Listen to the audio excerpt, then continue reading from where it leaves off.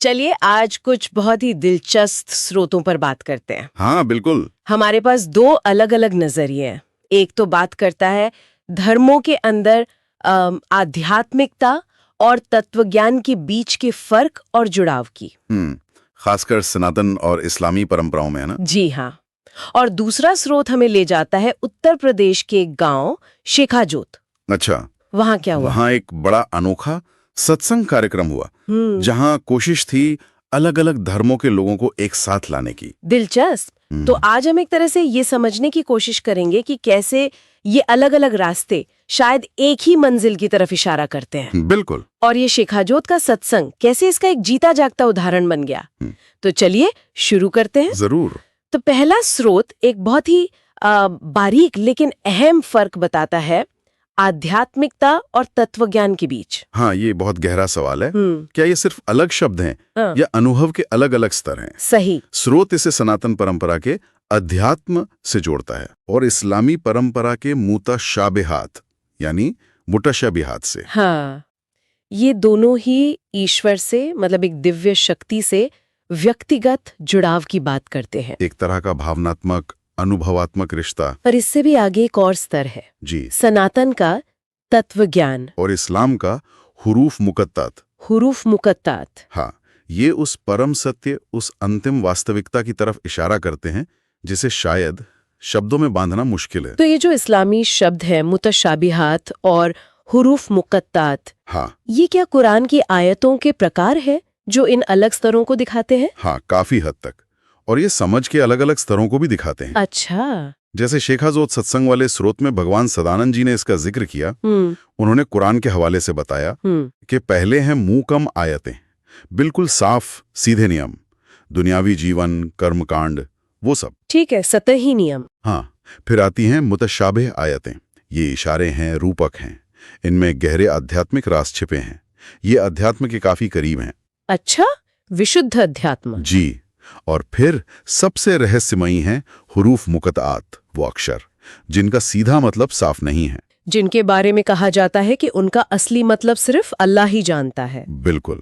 और ये तत्व ज्ञान के बहुत करीब है क्योंकि ये उस परम अव्यक्त सत्य की ओर इशारा करता है जो इंसानी भाषा और समझ की हदों से परे हैं। ये दिलचस्प है कि भाषा और ग्रंथ कैसे अनुभव के इतने अलग स्तरों को समेटने की कोशिश करते हैं। बिल्कुल। और इसी फर्क को पाटते हुए जमीनी हकीकत में एकता का अनुभव कराने का एक उदाहरण हमें मिलता है शेखाजोत गांव से। हाँ, वो शेखाजोत वाला मामला उत्तर प्रदेश में। वहां क्या हुआ था ठीक से? शेखाजोत, जहां सुनने में आया है करीब 70% मुस्लिम आबादी है। जैसे एक वाक़े का जिक्र है, अब्दुल्ला साहब की सदारत में, मतलब अध्यक्षता में, एक सदर जलसा हुआ था। सदर जलसा मतलब कोई मुख्य सभा? वाह, ये तो बड़ी हिम्मत की बात है। हाँ, और मकसद बहुत साफ था, धर्म की पहचान से ऊपर उठकर मानवता को जोड़ना। उनका संदेश क्या था? मूल संदेश था एक ही अनेक रूपों में प्रकट है और अनेकों में एक ही शक्ति काम कर रही है।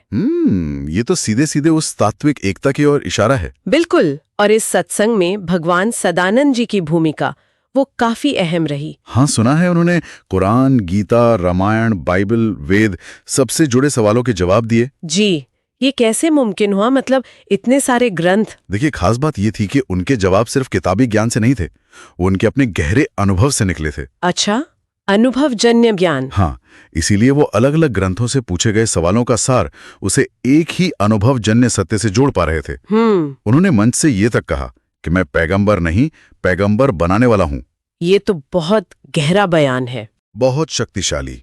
ये इशारा करता है कि सत्य का अनुभव सिर्फ पुराने ग्रंथों या कुछ खास लोगों तक ही सीमित नहीं है। मतलब ये एक जीवित संभावना है। बिल्कुल, जिसे जगाया जा सकता है। तो इसका असर क्या हुआ? वहाँ जो लोग मौजूद थे, हिंदू मुसलमान सब साथ में। स्रोत बताते हैं कि असर बहुत गहरा था, परिवर्तनकारी। कैसे? जब मंच से ये आवाज आई, यहाँ न कोई ब्राह्मण है न मुसलमान, तो जैसे लोगों के मन में जो बंटवारे की दीवारें थीं वो हिल गईं।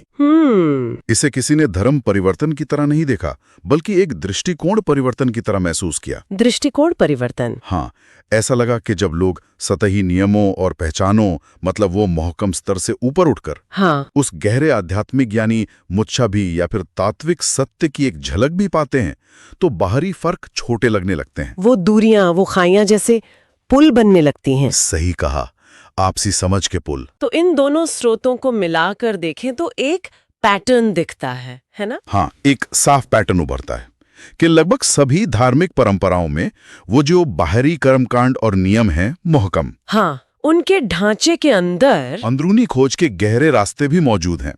एक आध्यात्मिक जुड़ाव का स्तर, मूलशा विहात, अध्यात्म, और एक उससे भी गहरा परम सत्य से एक होने का स्तर, हुरूफ मुकताआत, तत्वज्ञान। बिल्कुल।